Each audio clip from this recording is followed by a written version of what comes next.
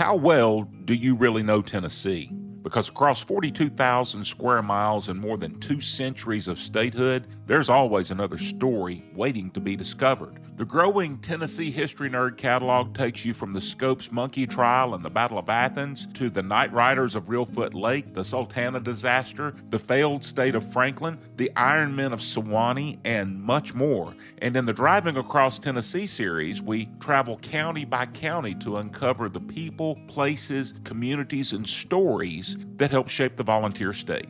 You'll also find full-length conversations with historians, authors, museum professionals, local experts, and the people working to preserve Tennessee's past. And new episodes and interviews are added every week. Follow the Tennessee History Nerd from your favorite podcast app, explore the catalog, and discover another Tennessee story you never knew you needed to hear. Now, let's get into the story.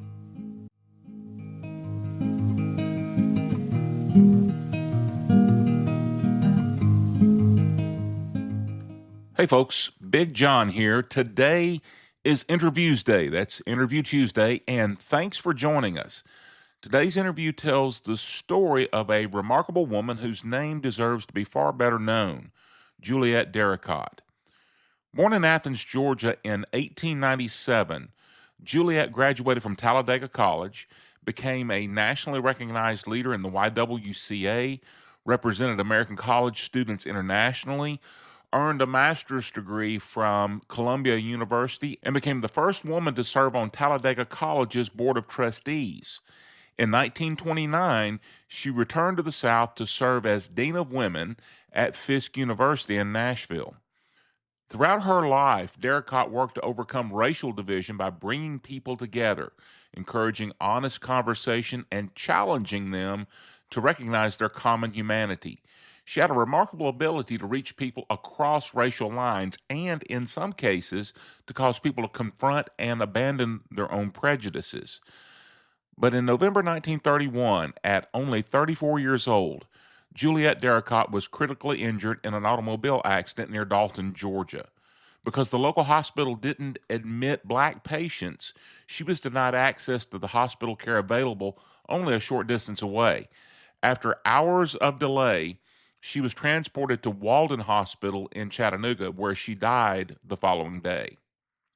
My guest today is Sam Gowin, a Chattanooga area attorney, historian, and member of the Whitfield Remembrance Project. That organization is working to recover and preserve the stories of people who experienced racial injustice in Whitfield County, Georgia, and to ensure that Juliette Derricotte and her contributions to American society do not simply pass into history and disappear. Now, before we begin, I also need to make a correction. During this interview, you'll hear Sam and me pronounce the name of W.E.B. Du Bois differently. I was pronouncing his surname as Dubois, as I had commonly heard it pronounced over the years, including from pretty much every history instructor I'd ever had. I've since learned that Sam had it right. Du Bois himself pronounced his name Du Bois. So when you hear the discrepancy, the error is mine and not Sam's. Now, with that correction made, let's travel to historic Missionary Ridge in Chattanooga and sit down with Sam Gowin to learn about the extraordinary life, tragic death, and enduring legacy of Juliette Derricotte.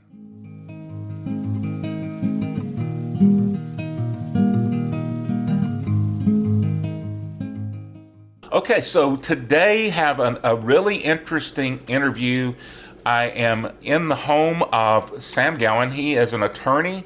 He lives on Missionary Ridge outside of Chattanooga, which is historic in and of itself. If you know anything about the Battle of Chattanooga and that campaign, you know this is where the battle was decided, was on this ridge, and as well as the battle above the clouds on Lookout Mountain. This was a very important place as the Union was breaking out of the Chattanooga encirclement that they were in.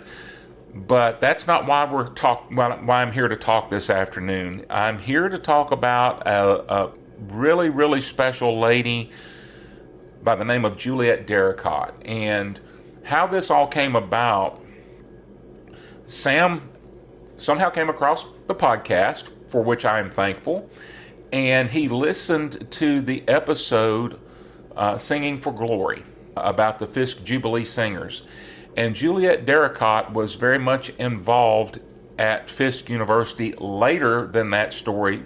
She was there in the early part of the 20th century as the Dean of Women, but before that she had already compiled a very impressive resume, and that is especially important, I think, from a diversity standpoint, in that not only was she a woman, she was a black woman, and that was a time for challenges for both of those demographic groups, and she was in both of them and still was achieving some pretty important things until her life was cut short in a horrible and perhaps even preventable tragedy.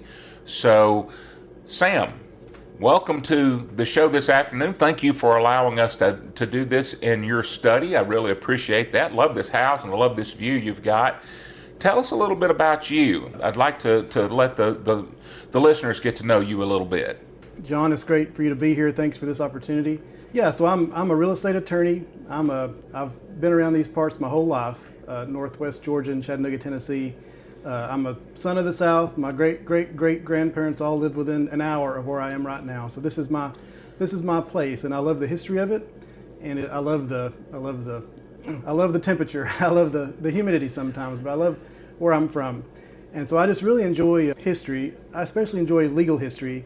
I feel like oftentimes with legal history, you get a candor that you don't always get with just written history. You can't talk past each other. You got to really meet the issue. And so I've always been interested in that.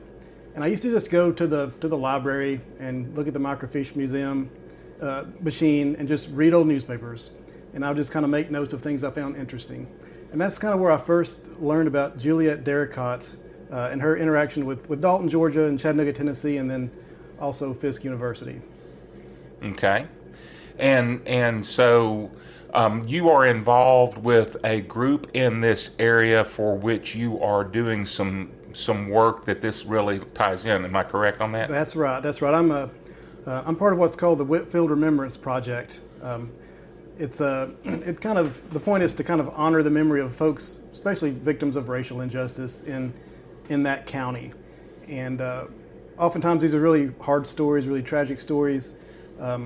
Our purpose is, like I say, I love where I'm from. I like to tell the tense parts, the bad parts, along with all the good parts. I feel like you got to tell both to really know where you're from and understand where you're going and that kind of thing. But for Miss Derricotte, she was a beautiful soul.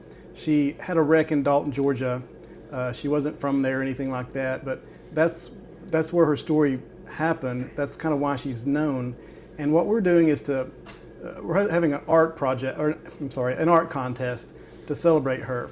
There's a written art component and there's a visual art component. We have very prestigious judges doing that for us, reading and viewing those things and making a decision. And this November we're going to award, I think it's $3,500 to the winners.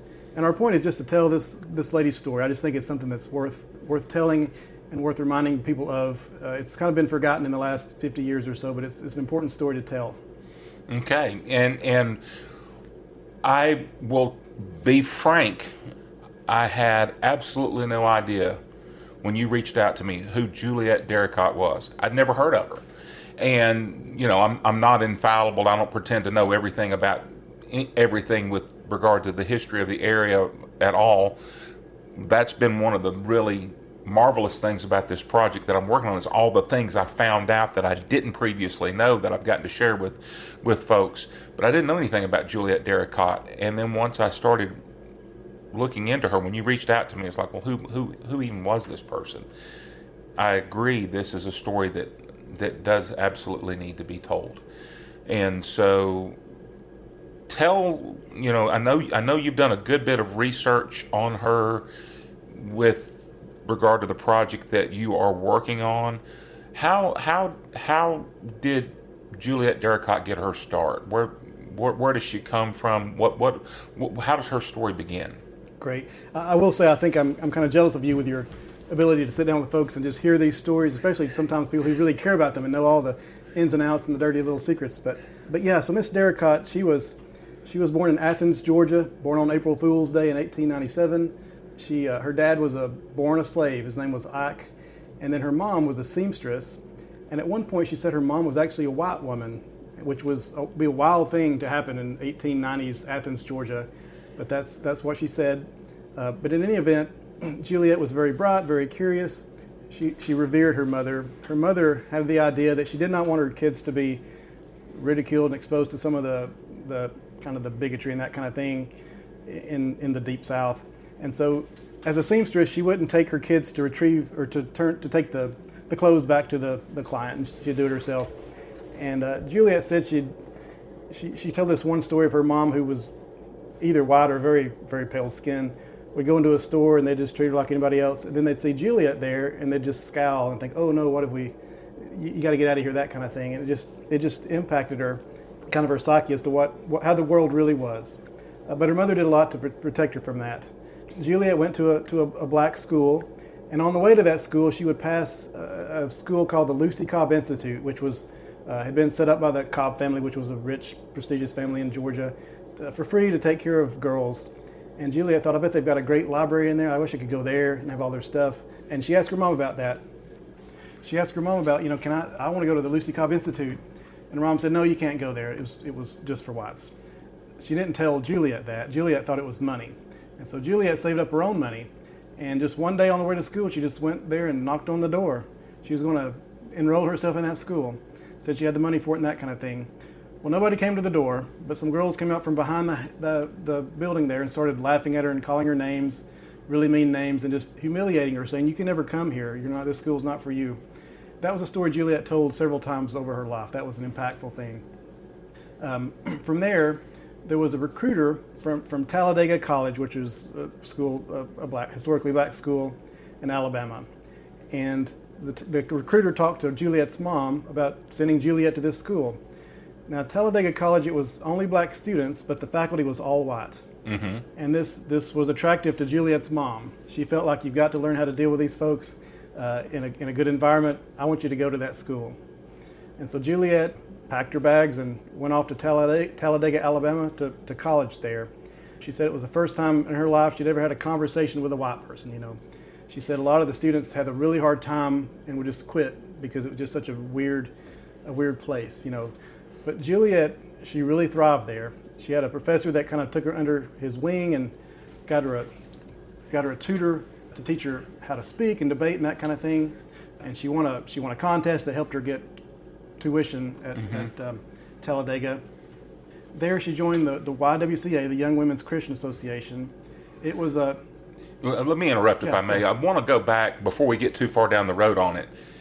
Correct me if I'm wrong, but at first, Juliette did not want to go to Talladega because of the white instructors. Am I remembering correctly? That's true. It was just a very different situation for her. She had no impact. She was in a very supportive community. I don't know that much about Athens, Georgia, but they had a historical black community with tradesmen and professionals and that kind of thing. She was surrounded by that, so she did not want to go to something very different than that. It was just a weird situation. Right, and that's that. I thought I remembered reading that she was uncomfortable with being taught by whites.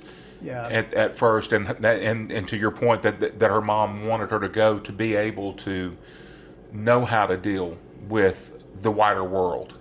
That's right. That's my understanding.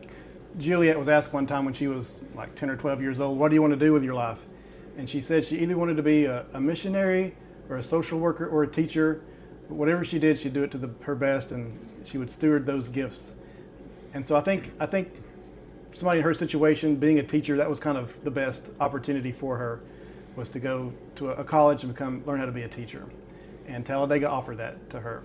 And like you said, it was a very different environment. She had first year is always tough, figuring out things. And it's true, it's even true for me when I left kind of my farm and went to college, but especially in those days and in the situation that she was in. But she did thrive there. She was very popular. She was very talented. She did drama and played instruments and played tennis, and she was funny and people loved her. She really built she worked with the YWCA there. She really built that club up and had a huge following there. And people noticed that. People in the big organization noticed that she was a really talented person. And so they invited her to work for the YWCA after college. And she did that. And she realized that for a while, she enjoyed it, and she realized she's really just a secretary sitting in an office waiting for something to happen kind of thing. Well, one day, a fella came through who worked for the YWCA out of New York, and he was talking about the Midwest. And so this was after World War I. All these soldiers came back, a lot of black soldiers came back. A lot of folks were going to college, leaving the South, going to college in the Midwest, where the schools were integrated. Black folks were allowed to go to school there, but they were still, very bigoted and de facto kind of segregated, that kind of thing. And this guy was saying we really need help to just go to these colleges and help support the students there that are struggling with all this nonsense. They're very disheartened. They hear one thing and then they get there and they realize it's just very tough. And everybody said, well, Juliette ought to do that. She's great at that kind of stuff. And Juliette was still young and naive, and she thought, I'm going to go change the world. I'm going to go up here and just fix everything. And they try to talk some sense into her. In the early 1920s, you realize it's true that a lot of black folks were moving to the Midwest, and they reacted to that.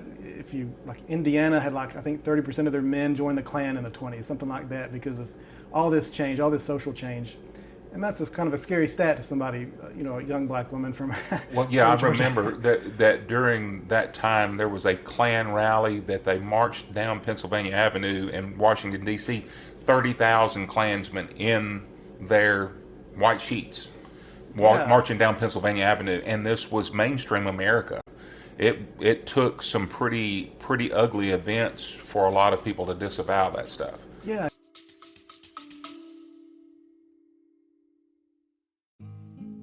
Folks, if you're looking for a great Tennessee getaway, let me tell you about Birdsong Resort, Marina, and Campground. Located on beautiful Kentucky Lake on the scenic Tennessee River, Birdsong is just 9 miles off Interstate 40 at exit 133, making it an easy drive halfway between Memphis and Nashville. The Keast family has proudly owned and operated Birdsong since 1961, and today the second generation of Keasts continues that tradition of excellent hospitality. Birdsong offers cabins, full-service RV sites, primitive tent camping, boat rentals, boat sales, fuel, bait, and a large concrete boat ramp for easy access to Kentucky Lake. While you're there, don't miss the Tennessee River Freshwater Pearl Museum, where you'll discover Tennessee's official state gem, the freshwater pearl, and learn how the freshwater pearl industry brought worldwide attention to this part of Tennessee. To start planning your getaway, visit birdsong.com or call 731-584-7880. That's birdsong.com or call 731-584-7880. Birdsong Resort Marina and Campground. I think you'll be glad you went. And when you call them, tell them Big John sent you.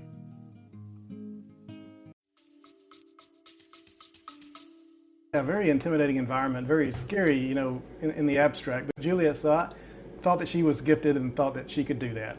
And so they let her go. They let her go. And she would go to these colleges trying to, the idea was that they were these Christian organizations, but they were kind of ensconced there. They were white, and they wouldn't let the black students join the Christian organizations. So Juliette was supposed to go and help the black girls start their own organization. And she realized that was just not going to do anything. That was just going to just entrench the segregation and entrench a lot of the problems. That she needed to become more of a mediator, an interpreter, and help the girls to get along with each other, the white girls and the black girls to get along with each other, understand each other, and that kind of thing.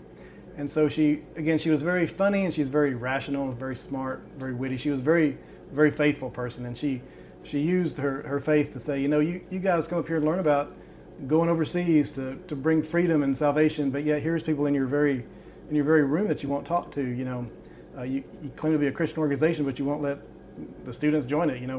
What's going on there? But her main thing was to just meet with white students and black students, pose these questions to them, and she kind of had questions that just to start conversation. She would say, why are black people in this country to start with? And let people discuss. And they'd say, well. And then she would say, are there any contributions that black folks have made to religion or music or art or that kind of thing, and let folks discuss. And is there any way that your life would be better if black folks could explore their strengths and abilities and do that kind of thing, and just let the girls talk. And over time, they got to talk about other things as well. And oftentimes they'd form what they call Juliette Derricotte clubs, where they just, even after she had left, they would just stay to get together, talk about current events and have lecturers and talk about arts, and they would send gift baskets to missionaries and stuff like that. Nothing to do with racial issues, just friends, just building community and that kind of thing. So she was kind of a world changer in that regard. And it's just, again, not because she was just overwhelming with her charisma or she was a power broker or anything like that. She was just a loving, friendly person that people just were drawn to. But she was very charismatic as well. And that was a big part of what enabled her, even when people might have been otherwise inclined not to give her an opportunity to speak, I think. Correct me if I'm wrong on that, but I feel like the things I've read, she was quite charismatic, not in a, I don't know, a Martin Luther King or a John F. Kennedy type of charisma, but nevertheless, she had the ability to reach people where they were. I think that's right. It's kind of a different charisma than I think of. It's just an ability to hear folks, and they know you're listening to them. She can kind of connect with you very, very quickly, and that's definitely a form of charisma. She was good at something. She was definitely good at something like that because it wasn't a common thing. But she had an ability to just lower the temperature. She'd go to some of these Midwestern colleges where they're worried about all these racial issues and stuff like that, and everything's changing, and all these folks are moving in and that kind of thing. There was one instance we'd kind of mentioned earlier that where she'd gone to a Midwestern college, and she was on the quad late in the evening during dusk. She saw some students coming across the quad, and she kind of knew something was up, and she kind of hid behind a tree, and she heard them talking, and one of them said, my uncle is the Kliegel, the leader of the Klan, and there's a woman here, a black woman, who's staying at the white girls' dorm, and they don't allow that. We need to call my uncle and get him to come over here and burn a cross and raise a ruckus and that kind of thing. And one of the other students said, well, I've met her earlier. I heard her. She's not that bad. And just kind of changed the subject. And it just kind of went away. And that was just, an attraction that she had that was kind of not common to be able to change somebody's attitude like that. And she was able to actually witness that happening in real time, and as the proverbial fly on the wall. She wasn't even part of the conversation in terms of direct involvement, but she was very much involved in the conversation from what she had already done and was able to see the results of that. Yeah, she was either in the right place or the wrong place at the right time, I guess. But yeah, I'm sure that she wasn't a bragging person, but I'm sure that encouraged her to realize absolutely she had that kind of gift. And yeah, I think it enforced her calling that she was really meant to be doing this kind of thing. And from an historical standpoint, it's like you've been talking about already, that there was a significant movement of people. I mean, this was a time when you saw a lot of people moving from the Delta, from the African Americans moving from the Delta into Chicago, for example, and the Upper Midwest for whatever opportunities were coming out of that. And so as a result, yes, you would also be seeing a commensurate move of those folks who were going to school. Now, of course, there was no what we would see in a later time with the GI Bill. That wasn't something that happened after World War I. That was World War II. But nevertheless, there were people who had been in the war, who'd been overseas. There were a significant number of African Americans that fought in World War I. Harlem Hellfighters comes to mind as one of those groups. But they came back. What exactly were we fighting for anyway? Right. Those are very, very tragic stories. You wish it wasn't like that. You want to feel like they earned something and they deserve better when they got back. But yeah, she dealt with a lot of those folks as they kind of came and tried to find their way. And she was very encouraging to people though. And when she first meet some of these students, they'd say, this place is awful. People are hypocritical, but I want the training, and I'm just going to put up with it for the sake of the training. And they would kind of be a little resentful because they were studying just as hard as anybody else, but they weren't getting the credit, and they didn't feel like they could speak out or that kind of thing. Juliette noticed those things and wrote them down. She would actually present at conferences about what was going on in these places. And again, most black girls were going to school to learn to be teachers. And she commented that, they weren't allowed to student teach. The black girls weren't allowed to student teach to the white students, which is a huge disadvantage. They used to have like classroom dancing. They weren't allowed to participate in the classroom dancing. They would have like anthropology classes and the sociology where they talk about the race problem, And at the time they still had really crazy ideas about cranium size and stuff like that. So it was incredibly demeaning to the black students who had to just sit there and take it, just had to sit there and listen to that, And she was someone who brought that to the attention of bigger groups who could do something about that. And also she was just there to encourage them and show them. A lot of the white students would say, I've never met an educated black woman before. And she just changed people just because of that, just of that presence, just because she was so witty and so smart and knew all this stuff and had traveled around so much, she could just cut up and carry on and talk and impress anybody she met. Mm-hmm. She did mention that, these years in the Midwest when she was working for the YWCA, she said that in those years I changed from a frightened, uncertain girl into a confident woman with a real purpose in life. There were so many humiliating incidents that hurt me deeply, but they also gave me strength and power to do my job. So you can see she was really just beginning with her mission in life. Mm-hmm.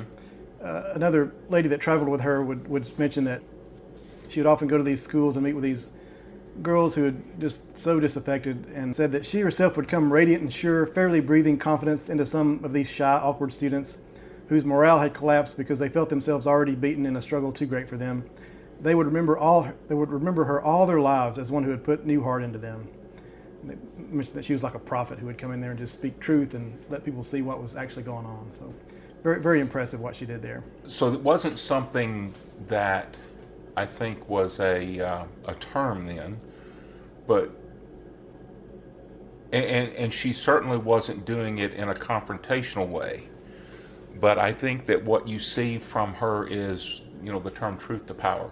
Mm-hmm. She was speaking truth to power to the people who could do something about it. The people who didn't have a voice suddenly knew they were being heard. Right. She gave people a lot of confidence. She had a motto that she used that she didn't consider herself to be fighting for her rights. She felt that she was fighting for the right to give the gifts that she had, that's not for everybody. A lot of people say, no, I'm fighting for my rights. I don't want to be beaten up on anymore. But to her, she was kind of past that. She knew who she was, and her job was because she had something to give, and she wanted to be able to give that. And of course, that's very, if you're ready for somebody to shame you and that kind of thing, that really puts you at ease, because this is somebody who's not there to shame you and tell you all the stuff you're doing wrong. Somebody who's there just to explain how it really is, and maybe life can be better for both of us if we kind of get along with each other. Okay. But after her time in the Midwest, she became like a trustee at Talladega, the first black trustee ever, and she was becoming very well known. She would be asked to speak, and she would be asked to lead worship at things and stuff like that. And she was part of what was called the National Student Council. She was a leader for the National Student Council. And they asked her to lead a World Student Conference Federation gathering in India, Madras, India. And so she did that, and for about 6 months she traveled all across the world. She stopped in Europe, went to the Holy Land, Egypt, Burma, India, and later Japan and China. Everywhere she went, they asked her to speak.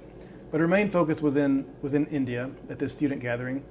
And there were students there from all over the world, from South Africa, from Ireland, from China, Japan, South Korea. A lot of these folks had issues with each other. If you're in South Africa, if you're a black person from South Africa, you have the English and also the South Africans with apartheid, right, that kind of thing.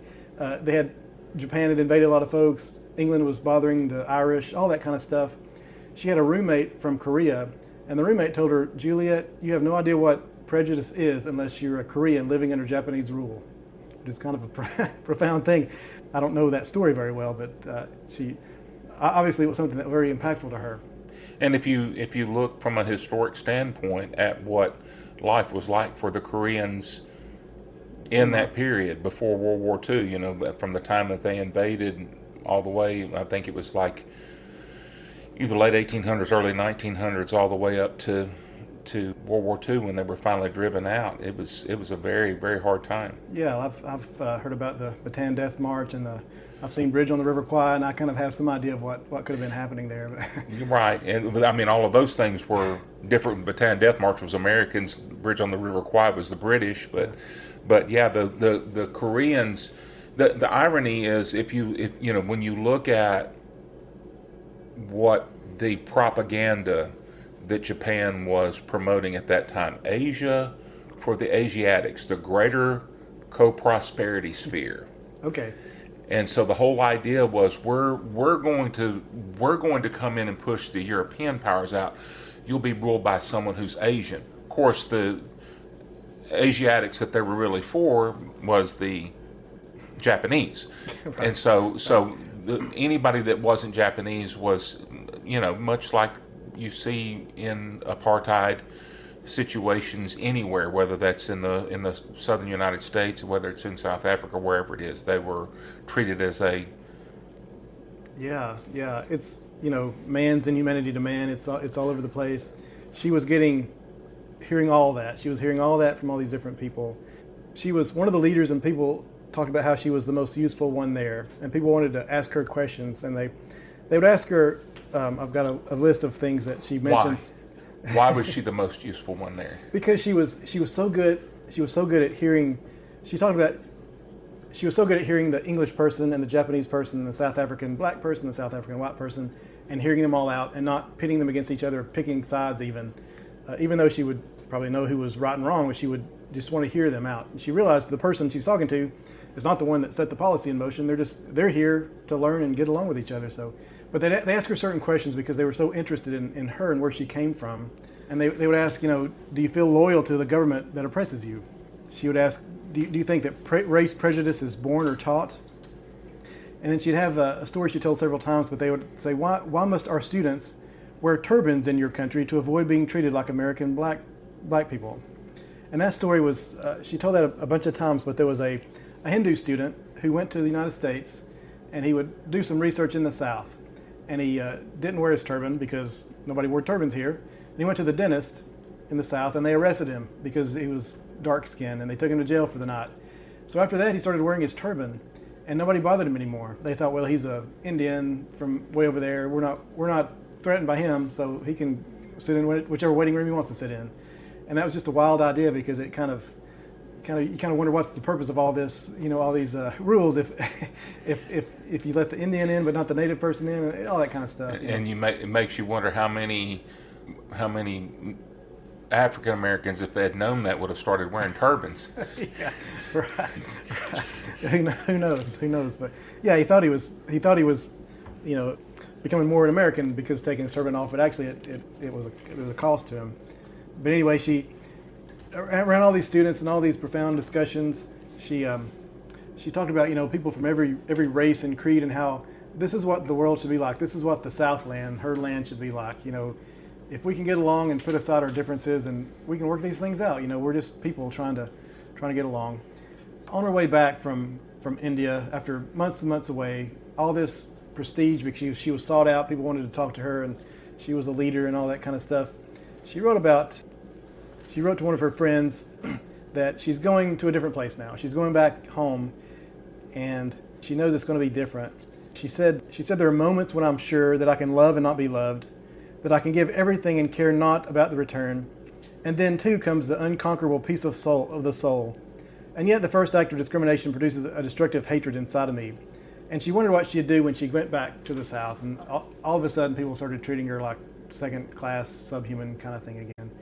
What was she gonna do with that? And of course she got her opportunity to deal with that.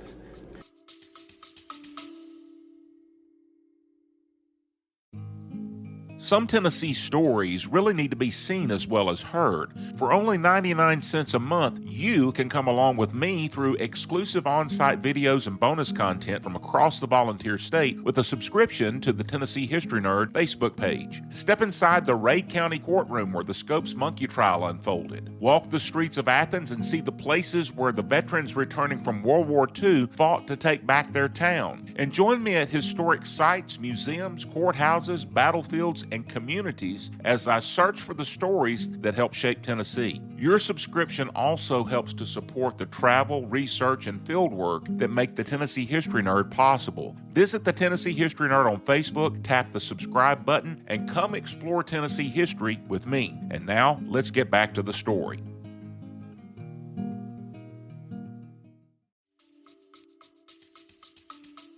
When she got back to America, she kind of had a new purpose. She was invited to speak at a lot of places, but she went to Columbia University and got her master's so that she could be a teacher. But at one point, a school in North Carolina invited her to come speak. And they invited her to come speak there. And it was, their invitation. But when they brought her there and they ate, they made her sit in the kitchen. They wouldn't let her eat with everybody else, even though she was the invited person. And some people saw what a scandal this was, and they went in the kitchen and ate with her. But still, she was set off from everybody else. And I think this really got to her. She was very humble, calm soul, but I think this just got to her. And when she came out to speak, she took this in and kind of realized what her purpose was, what she represented. She said, "Tonight I did not break bread with you, but I stand here to break with you a more precious bread, the truth which is only to be found on the altar of sacrifice. It will not always be as it is now. You will not suffer another to come as I have come. You'll not ask another to sit shamed and apart from you." And she said, despite all that, she was glad she was there, because this was a learning moment for everybody, a moment to share and to realize what this can't just keep going. You just can't keep doing this, set things up this way. But she had decided at this point that she was done with the YWCA. She was going to be a teacher, and so she was offered a job at Fisk University. And kind of the story behind what Fisk was doing was kind of interesting. She was the first black dean of anything there, but she was named dean of women. But Fisk University had just come through a period of great turmoil. So they had a president named Fayette McKenzie, and he was a white guy. And he was a very good fundraiser. He'd been there 20 years, raised all kinds of money. But his donors, and they're the good guys, they want to fund black education in the South. That's a noble goal. But their idea was they didn't want black students to start things and rile up anything. They wanted them to be auto mechanics and stuff like that. And McKenzie really bore into that, and he banned a lot of the student organizations. He did away with a school newspaper and replaced it with a sort of a faculty propaganda kind of thing just to raise money. He did away with a lot of the sports. He made every different activity be chaperoned by a teacher, took away a lot of the freedom. Well, W.E.B. Du Bois was the most famous alumni of Fisk, and he hated this. He saw this and just hated it. He talked about how he went to Harvard, and Harvard gave him more influence over what was going on than Fisk did. Fisk did not care what he had to say. And he actually gave a commencement speech where he just lambasted McKenzie and the administration there, talking about how this school is so backwards. Schools are doing this thing, these are new ideas, you're going the backwards. And he kind of led a boycott of Fisk to say that any respecting black parent can't send their kid to this place. And so McKenzie resigned in disgrace. And they replaced him with Thomas Jones, Dr. Thomas Jones, also a white fellow. Very energetic, very positive, optimistic kind of guy. He'd spent a lot of time in Japan. He'd had kind of a racial awakening where he really wanted to do the right thing. He realized what McKenzie had done wrong. So he hired really prestigious folks like Juliette. He hired a guy named Dr. Elmer Ives, who was an astrophysicist, who was a very prestigious person. He'd married Nella Larson, who was a writer. Her books are still in publication. Other folks like that.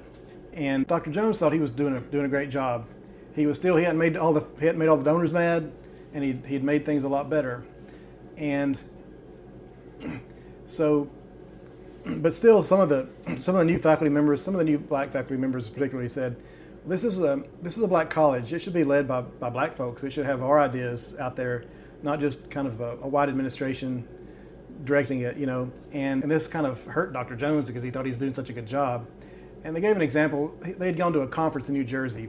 Dr. Jones had gone, Juliette Derricotte had gone, other faculty members had gone. When they went to the hotel, the staff said, "We don't allow black folks here. Juliette can't stay here." And Dr. Jones just went back and forth with them, and they changed their policy so that she could stay there. But she could only stay there at night. She couldn't hang around in the common areas and use the dining room and that kind of stuff. So Dr. Jones thought, well, I've changed things. That may be the first person they've ever admitted there. But, if you're if you're a black person or even anybody else, that's ridiculous that you can stay in a hotel room but you can't use the common areas. And so this was kind of like the pushback against him, like you think you've made all this progress, but you're not. There's not equality. There's not. This is a black school, and yet it's not being run that way. And so Juliette was kind of there in the middle of that. And this was kind of I appreciate the tension, because if there's any criticism of her, this was where it comes from, that she didn't push back to, for instance, they made the black professors live in the student dorms instead of having their own houses like the white professors had, things like that. And Juliette she just kind of did her thing of being a mediator and hearing both sides, and not trying to pick a side too hard. And to me, I think it's kind of like Nehemiah in the Old Testament, where he's building his wall, and they say, well, come do this other thing, it's more important. He says, I'm doing a great work and I cannot come down. Right. And Juliette, she knew this stuff was important, and maybe it was more important than what she did, but that she was fulfilling her calling. She knew what she was doing. She was good at it. She was going to continue to do that. She was not going to become something else that she didn't know how to do. And so she stood her ground and just kind of worked with the administration and worked with these professors who were her close friends about what to do. And eventually those things got worked out. They moved the professors into their own houses, and that kind of thing kind of got worked out. But that was kind of what she did when she got there. She was very much she really wanted to give freedom to the students. She wanted them to be adults and to have freedom to leave campus and to play sports and to join clubs and to protest things if they wanted to protest things. And she really did her thing. She really became friends with all these students, really motivated them to be better and to do more than they thought they could do. And so that's kind of where she was when her demise came about, which is the thing that she's known for, which is the thing that kind of for decades and decades was the thing people talked about. They bring up the name of Juliette Derricotte. It was this tragic thing that was this great injustice up there with Medgar Evers and Emmett Till and some of these other things and it is. Yeah. But doing that loses sight of what she accomplished before that point. Right. I agree. I know the story of her death, and that's why her name is out there as much as it is. But her life is what's so impressive to me, because not everybody can be a big politician or a big CEO or something, but you can be kind, and you can create relationships and form community and that kind of thing, and that's what she did very, very effectively. Well, you brought up from an Old Testament standpoint, so we've already broached the whole idea of faith, and of course she was a person who lived her faith. But there's a hymn that I'm familiar with, right in the corner where you are. Okay. And she lived that. Yeah. What's the line from that? Do you remember? That's the line I remember. Okay. Yeah, absolutely. If you have a handful of folks doing that, it makes a huge difference. And she was especially talented, and she was unique because she was a black woman who had gotten a standing to be able to travel around and meet impressive people, and she had some clout, and she wrote for newspapers and stuff like that. Not everybody can do that, but she used her gifts as much as she possibly could. Just like she said when she was a child, she was going to steward her gifts to the end of her days, and she did that very well. And as I look at what little I do know about black leadership during that time, and I consider the type of a leader that Booker T. Washington was, and I consider then on the other hand the kind of leader that W.E.B. Du Bois was. And they were both renowned leaders, but they were not the same kind of leader. And I would say that she was somewhere in between the two. I think that's correct. Du Bois, he's so compelling, he's so smart, but he created a lot of conflict, and he kind of made some weird choices in his life. And Booker T was very inspirational to people, but he didn't. He was kind of a go along, get along. Right, exactly. And she, just like you say, she didn't fit either mold very well. She did her thing, and but you can see some of each. Exactly. Her. She's very close with Du Bois. They wrote letters back and forth. She wrote for The Crisis, the newspaper he published. He put in, when she traveled abroad, he put in words with different potentates and kings and stuff like that to meet with her and that kind of thing. They were very close. And just for our listeners who may not be aware of this, I believe he started the NAACP. That's right. That's right. He was I think the first person to get a doctorate from Harvard, and then he found, I think it was called the Niagara Movement, which formed into the NAACP. Wrote The Souls of Black Folk. Souls of Black Folks, that was his first big work, I believe, and lived in Atlanta for a while, and went to Fisk University and died in Ghana. But just kind of a very interesting, kind of confusing kind of guy in a way. But he was very smart. He was kind of like, I heard a line about the lone doctor in a lunatic asylum. Most of the places he went into, he was that guy. He was like the only one who understood what was going on. When he rode around the Deep South in his car and would go do studies on these different counties, and people didn't know what to think of him, and because he understood the world as it was in a way that other people just could not understand it. But which is hard. It's hard to be that person that knows that that thing and nobody else knows it. But yeah. Sometimes that's a curse rather than a gift. It may have worn him out because he like I said, he made some odd choices in his later years, I guess. But I'd love to tell about her death now, because that's kind of the story. Yeah, and we've established who she was, why she was such an important person for that time, and then why what we're about to talk about was really the extinguishing of a very bright light. Exactly. She died way too young. She was such a star. But it was a November day in 1931. There was a football game at Fisk. Booker T. Washington's son played on that team. And she left early, missed the game. She took 3 students, driving a Model A down through Chattanooga, stopped in Chattanooga, had some lunch with some friends, and then she took off towards Dalton. It was her and 3 students. There was a male student named Edward Davis riding in the front with her. Just south of Dalton, Georgia, there's a sharp curve on the Dixie Highway, and she collided with another car.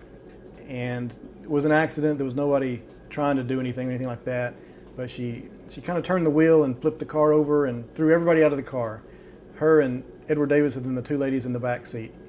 One of the ladies in the back seat was named Nina Johnson. She was unconscious the whole time. The other lady was Marion Price, and her and Edward Davis had broken arms, but nothing too bad. Juliette was in agony, but she was conscious, laying out in this field. The other car that they hit, different stories. One story is the guy came over and said, I'll call an ambulance. And the other story was he came over there and said, who's going to pay for my car? And then took off. In any event, no ambulance ever came. And there was another lady named Miss Mann who lived near there, and she had some folks working on a house. Her builders saw this accident happen and that kind of thing. She came over, realized no ambulance was coming, took them all into Dalton to try to get medical help. She didn't know about the hospital, evidently, and she would just ask people on the street, where do you take black folks for emergency medical care? And she finally found a guy named Broderick, who's kind of a name that I know, but he said, my dad's a doctor. And so they all went to this doctor, and then everybody went to a different doctor. 5 different doctors kind of took care of these people. These guys are all 1 block from the hospital. All these doctors have an office 1 block from the hospital, but they never took her there. Took her to these doctors' offices. They were all professional, did the best they could. Miss Derricotte saw 2 different doctors. I think it was Broderick that saw her, and then another guy named Alt, who was kind of the patron saint of doctors in Dalton, saw her for kind of a second opinion. They gave her first aid, did what they could, and then they carried her and Nina Johnson, who was unconscious, to what they called the Colored Sanitarium. And it was just some old lady's rental house. And they said they had done surgeries there. There was a room in the house that evidently was decent, but it was being rented out by just somebody living there. So instead they just put Juliette on a couch and put the other lady on a cot and just kind of left them there. And they said, we'll come back. The doctor said we're leaving them there to recuperate, but it seemed like they were just kind of leaving them there to die. And so Edward Davis was there for hours and thought, nothing's going to happen here. They're just going to lay here and die. So he called his friend in Chattanooga, who they'd had lunch with, who had an ambulance. And he came down to get them and take them to Chattanooga. The doctors in Dalton said, don't move them. That's not going to do any good. But anyway, they decided that's the only hope, was to bring them back to Chattanooga. Unfortunately, the road was out between Ringgold and East Ridge. There was like an 8-mile detour along a gravelly, rutted road. Nina Johnson, just every bump and everything just hurt, and she died on the way. Juliette, they took her to Walden Hospital, which is the building still there in downtown Chattanooga. It was a black-owned hospital. Had like 30 beds. It was kind of, I think, early 1900s to 1952 is when it kind of disbanded or whatever. They took her there. Meanwhile, Fisk University W.E.B. Du Bois, they were all notified of this, and they were calling around trying to figure out what happened and what's going on. Juliette had a close friend named Ethel Gilbert who came down to Dalton, talked to the doctors, talked to the builders, and came up to Chattanooga, found her at the hospital, and stayed there till the next day when she died in agony, And Walden Hospital was a great benefit to the black community. It was an impressive thing, but Ethel Gilbert, Elmer Imes, who came down, they were not impressed with it. They said, this place is really not that much better than the boarding house, except the beds are a little better and there's bedpans, but there's no x-ray machine, there's no doctors just here all the time and that kind of thing. So they're real disappointed with that. But that's kind of how she died. And the idea was that if they had taken her to the hospital in Dalton right away, she died from, her hip was all broken up and internal bleeding and hemorrhaging and that kind of thing, that it's quite likely they could have helped her. They could have saved her life. They could have saved her life. Nina Johnson, probably not. She was probably too far gone. But Juliette was in that exact area where her life might have been saved if they just taken her to the hospital. Do I remember correctly? She had head injuries as well. I think she landed on her head in the field, but the thing that they think killed her was just the internal bleeding around her hip. And we mentioned earlier that what little information there is about Juliette, a lot of them says, well, they took her to the doctor, they took her to the hospital and they refused her. That didn't happen.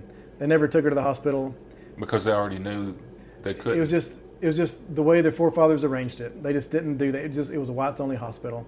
Even though taxpayer funded, a lot of the doctors that they dealt with said, they really need to add a black ward because this stuff happens.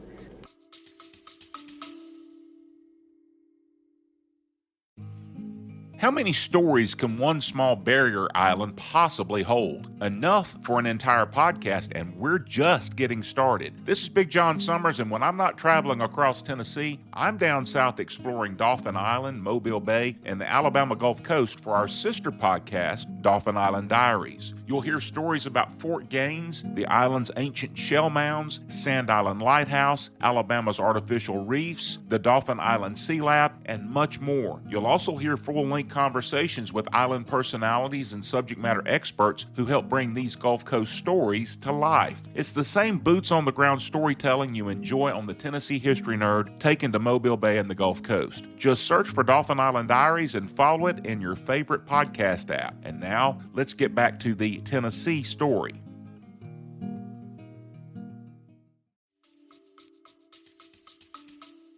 Yeah, they just never took her there. And again, all the doctors were as nice as they could be. They were efficient. They acted fairly quickly. There was nobody who did a bad thing. It was just a system in place that prevented her from getting the care that she needed, which was a kind of a... Simply because of the color of her skin. Because of the color of her skin. And she was a clean, well-presented black woman. She posed no threat. She posed no threat to anybody. And so her death, stirred up a lot of stuff. Fisk University wanted to do an investigation, see what happened. NAACP and Du Bois wanted to do an investigation. The CIC, which was the Council of Interracial Cooperation, they wanted to do an investigation. And the YWCA, all these groups wanted to, she was well known, they all wanted to figure out what happened to this person that they loved who was a star, And so the CIC, they did an investigation through Fisk, and Dr. Jones was a big part of that. And they did a great job fact-finding. They talked to everybody. They put together a report.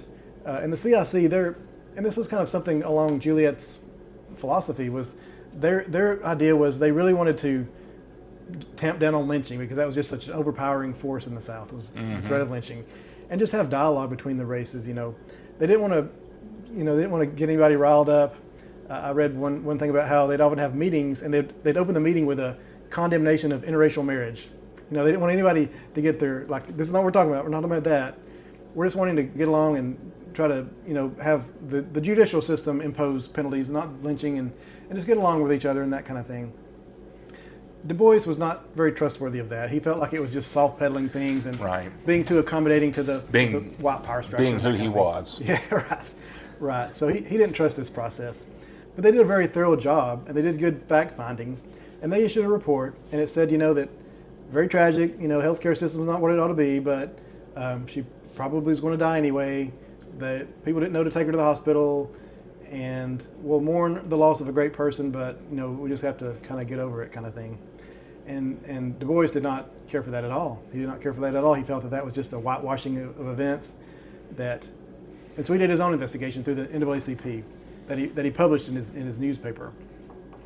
And he did kind of the research that found that the first guy who they had a wreck with, he wasn't the nice guy calling the ambulance. He was shouting at them, asking why they damaged his car and that kind of thing.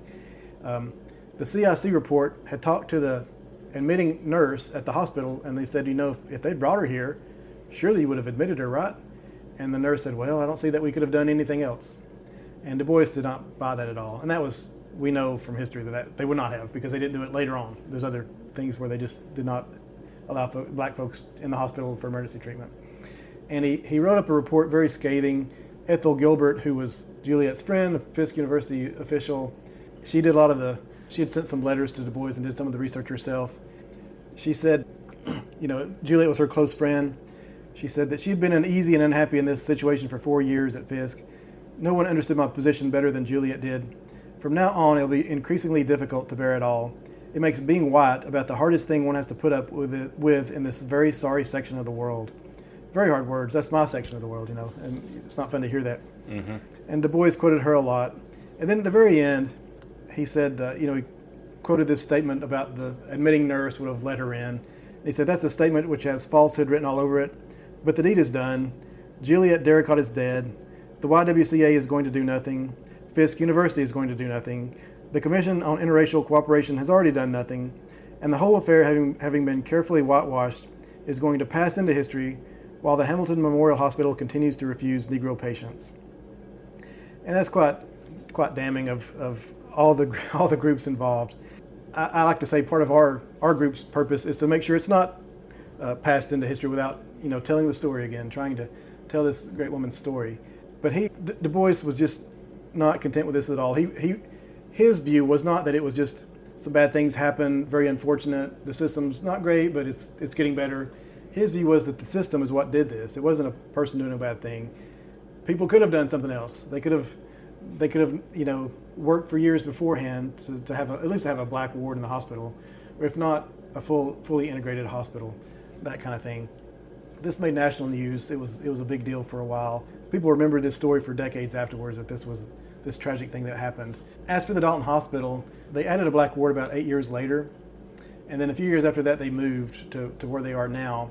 And they were the first hospital in the state of Georgia to have a fully integrated hospital. They kind of did it for Medicare purposes. They wanted to fulfill those requirements, but they had moved in that direction. And I hope it was because of Miss Derricotte. It was many years later, but I hope that had at least some lasting effect on the town. So let's put that into perspective just for a moment. So this happened in this accident that resulted in her death was 1931. Medicare came into existence in 1965. So you're talking 34 years, one generation. Right. One generation. And that was a generation of profound change from a standpoint of civil rights. Now, how much of that was some folks being dragged kicking and screaming into that, and how much of it was really, no, we want to be progressive and do the right thing? In the case of them, I would like to think that there was probably some degree of progressivism involved. They already had a black ward. They'd already done that. I'm inclined to think there was also some kicking and screaming involved. Right. They had a very effective guy in charge of the hospital at the time. It still took diplomacy to do that. It just wasn't people just weren't used to integrated facilities. So It still took some convincing. Even if you show them the money, it's still like, well, I don't know, something what my grandpa did and that kind of thing. So it still took a lot of diplomacy and a lot of forward thinking, even though there is money on the line for it. But I think it was probably a little bit of both. Yeah, like you say. I think that's probably true as well. But I'm going to put you on the spot here. Okay. Oh no. I want you just for a moment to try to imagine, after having studied her to the degree you've studied her, let's assume that the roles were reversed between her and, we'll say, W.E.B. Du Bois. He was the one in the accident. He was the one dealing with this. How does she handle that? That's very interesting. That's a good question because she's not wanting to start a race right. To have one of the leading lights of your race, the one whose name's on everything. And let me be very clear. When I'm asking you to do this, I realize this is all hypothetical. Yeah. I mean, you being an attorney, that would not stand up in court. But Right. Right. But I think she was a truth teller, and I think she was very candid in what she saw and said and did. And I don't think she would just ask for blood in the streets or anything like that. But I think she'd be very, very passionate and very direct about what happened. This wasn't just an unfortunate situation. This was a systematic evil thing, maybe a spiritual component to all that, but it's something that has to change. That I think she would have used that as a way of getting this story out and doing a little bit of pushing, not just trying to heal things, but actually to realize things have got to change. And even if it comes with some pain, it's got to happen. She's in a very different position. I'm not sure what her tools were necessarily, like the boys had the newspaper and that kind of thing. But I think she would have been very much like, this cannot stand. This can't be just something Well, so this, I will say, is a little bit more tangible. We've talked about the contributions that she made in her life. What contributions came from her death? Yeah, she had funerals in several different places. There was one in New York and one in Athens and then one at Fisk. Had a lot of impressive folks speaking at those things. They named a dormitory after her at Talladega College. There was a scholarship offered through the YWCA in her name, and is it still? I'm not sure if it's still there or not. It was there for a long time. Okay. I think it's still on the list of scholarships, but I'm not sure how funded it is or whatever, that kind of thing. But she, especially at Talladega College, like I mentioned, we're having an art contest. One of our judges is a lady named Honoree Jeffers, who went to Talladega College. And she wrote a Oprah Book Club book, bestseller, very prestigious writer, and she's helping us. She's very, and she, I emailed her out of the blue, and she said, "I love Juliette Derricotte. She's been such an impressive person in my life, and I want to do everything I can to support Sure. your thing," which was a lovely thing to hear. That was a big. We're just a bunch of amateurs, but we heard somebody very prestigious willing to help us with that. So there's folks out there, and I don't know that they haven't named a town after her or anything like that, but a lot of just folks who know her story for one reason or the other. They're just really impressed with it. I've contacted some other folks, a lady who did a doctoral dissertation about Juliette Derricotte, and she was a real historian, and so she dug up some stuff that I didn't know how to dig up. And she kind of told the same thing. She's from a very different, she's from New York, and just a very different walk of life, but she was just so impressed with this woman who just loved people into being better, and it's just when you kind of read some of her writing and the way she kind of talked to people, it's just very impactful. It's just a lot of folks who need to hear that. Kind of the people she talked to need to hear that. She really, really touches for a big swath of people, I think, including me. So she was the Dean of Women at Fisk when this happened. Is there any way, really lasting way, I should say, that Fisk chose to remember her? Let me think. I've talked to some folks at Fisk, and they, I'm not sure what they do up there, to be honest. I went and walked around the campus. I didn't see anything marking her. Yeah. So I'm not sure. And I'll be honest, I've been all around there. I used to work in Nashville. Been all around that campus, never been on that campus. Yeah, well, they've got that Jubilee Hall, I guess, Sure. that you talked about, and that's really impressive. It's a different looking kind of structure, and it's really neat. I think it's kind of the flagship still of the campus. I mean, that's the heart and soul of the campus, from what I understand. I mean, even though there's newer buildings and there are things that go, that's the that's the spiritual home of the school. Right. So building with a lot of character, and I think there's some famous murals in there too that are kind of I don't know that you go see them, but it's a historical great building. Well, I just to me, and I mean that there are dozens of people I could name things about, but I mean I look, for example, of course, from a Cherokee standpoint, we talked about the fact that I've been down before the interview today. I've been down doing research at New Echota. I've meant to go there for years. I passed by that no telling how many times on the way down to Atlanta or to Alpharetta or wherever I was going on the way back. And I've been meaning to stop. One of these days I'm going to stop. One of these days. Well, I didn't stop on the way there or the way back. I made it a point to go there today. And of course, you have a number of people that were part of that are still remembered. You have, the Van House right down the road here. Joseph Van was one of those guys. Matter of fact, the episode that I just did, as of the time we're recording this, the episode I released this week was on James County, which doesn't exist anymore. Okay, yeah, part of Hamilton County, right? Was that part of? It is now part of Hamilton County, but when it was formed, part of it was part of Bradley County. They got part of Bradley County. They got about a third of what existed for Hamilton County at that time to create James County. And the whole idea was that the county seat, that the people that were really pushing for it, would be Harrison, which doesn't exist anymore. It's under Chickamauga Lake now. Harrison Bay is there. But Harrison was first called Vansville because it was one of the plantations of Joseph Van, who same guy that the Van House is down here below Dalton. So the whole idea, and you've got Sequoia and you've got Ross's Landing. He was the guy that started what is now Chattanooga, John Ross. So all of that, you've got these people that are still remembered. You don't have anything like that, I don't think, for Juliette Derricotte. Right. And she, in a very real way, during her time, was very much an influence like those people were. The difference was she died at 34.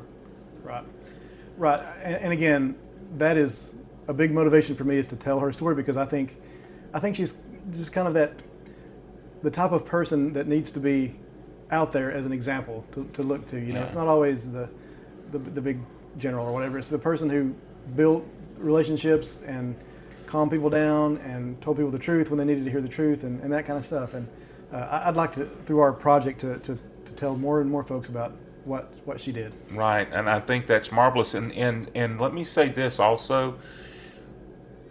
If you are listening to this and you are involved in some way at Fisk University or Tennessee State University or at any other historically black college or university, especially around Tennessee, but even anywhere else in the South, and you've heard this story that we presented today, and that you hear this and you think, we need to do something to remember her by that.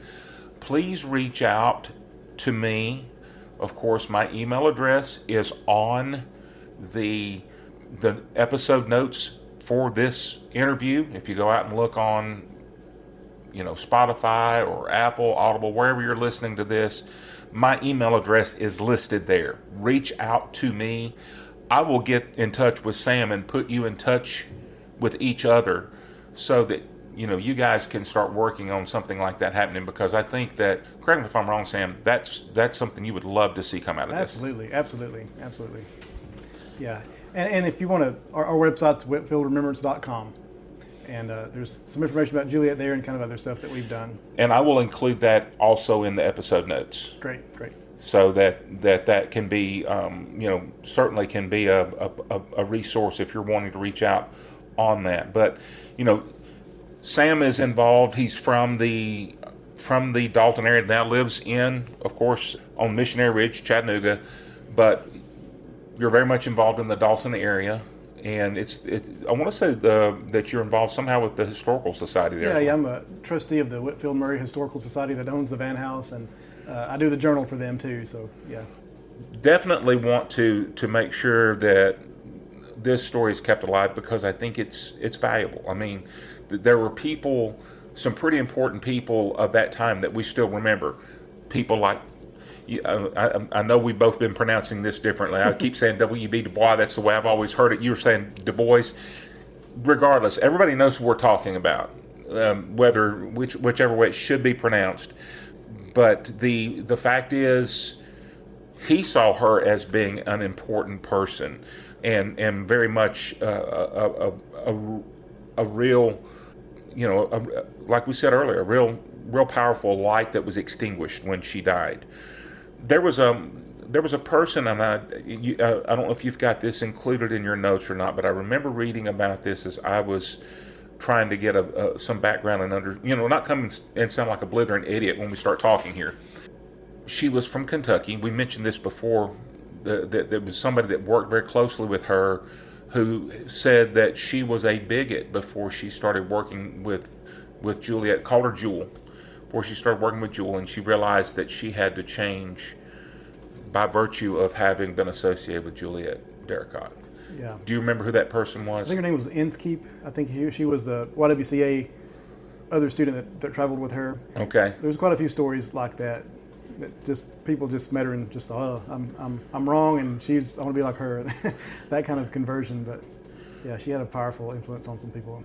And so think about how valuable when you're talking about an area that is dealing with apartheid, with pervasive and institutionalized bigotry.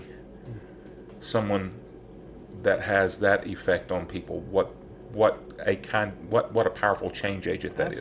Absolutely. We could use more of that. Indeed. Sam, before we close things up, is there anything else that you would like to add from today? The things that you put together, maybe something that I meant to tell this and I forgot it. Anything like that? She had a saying. She said it was her mantra. She'd say, "There's more to know than I know. There's more to love than I love." And that was kind of how she always lived her life. There's always something else out there that she doesn't know. She should be humble enough to accept that. And I think that's something that I think about quite a bit. It's a good way to look at the day sometimes, I believe. But I'm happy to tell her story and prove Du Bois wrong, that she's not just passing to history. She's going to live for a while. That's a marvelous thing to say as well. But I mean, the thought that you just said, that's a great way to close. There's more to know than I know. There's more to love than I love. That's a great way to close.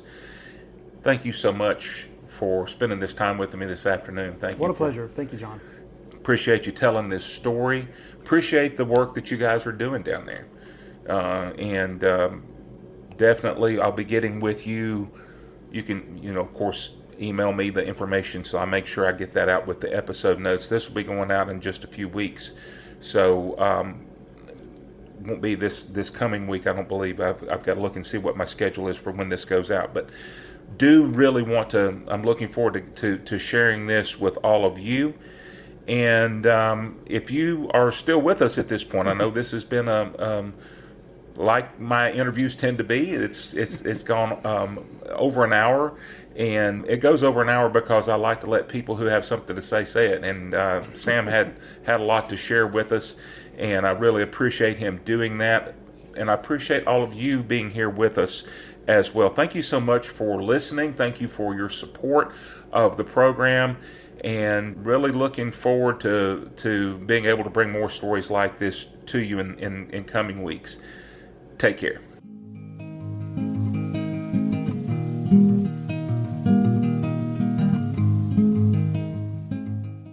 The story of Juliette Derricotte is tragic because of what happened to her outside Dalton, Georgia in November 1931. But we do her a disservice if we remember only how she died and forget how she lived.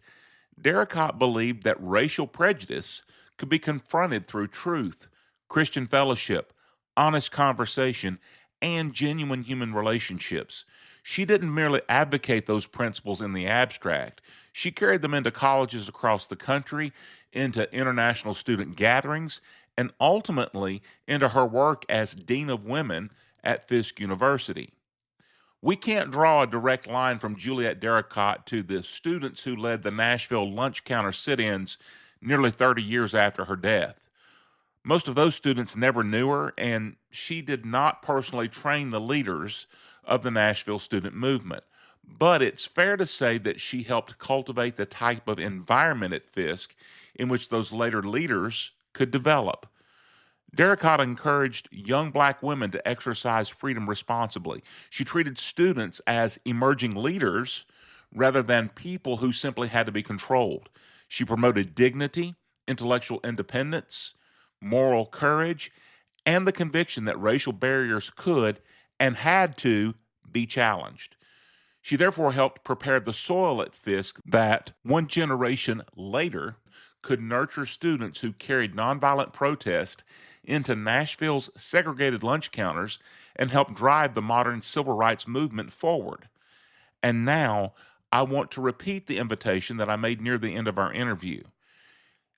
If you're associated with Fisk University, Tennessee State University, Talladega College, or any other historically black college or university, and you or your institution would be interested in working with the Whitfield Remembrance Project to highlight Juliette Derricotte's life and contributions, please reach out. You can contact me using the email address included in these episode notes, and I'll gladly connect you with Sam and the Whitfield Remembrance Project. You can also learn more about the project and its work at whitfieldremembrance.com. That link is included in the episode notes as well. Juliette Derricotte once expressed the philosophy by which she lived in these words: "There is more to know than I know. There is more to love than I love." There's still more for us to know about Juliette Derricotte and much more that deserves to be remembered. I'm Big John Summers, and this is the Tennessee History Nerd. Thanks for listening.